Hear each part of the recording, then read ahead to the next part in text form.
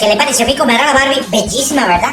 Ay, no, ella siempre ha sido linda. Por eso es mi comadre. Es más, ahorita le voy a pasar un video cuando ella tenía 15 añitos. Ay, no, estaba de muerte lenta. Tenía un cuerpazo. Esa era la que todo el mundo del barrio se la quería coger. Ay, no. Pero bueno, estaba esta cuerpa y todos me deseaban a mí. Ay, ya, de fastidio, envidiosa. No. Daddy, tráeme café, por favor. Deja de estar chismeando y ponte ese Pues. oficio. No joda. Soy fastidioso. Ay, no, de verdad, mi comadre esa tiene un cuerpazo. No, ella siempre tiene ese cuerpo talladito. De hecho, ella ganó Miss Clavito 2022. Nadie le ganó ese clavo, nadie. Ay, no, tan bella mi comadre. Ahora voy a llamar para ver si nos tomamos un traguito de dragón. Al estilo Daddy.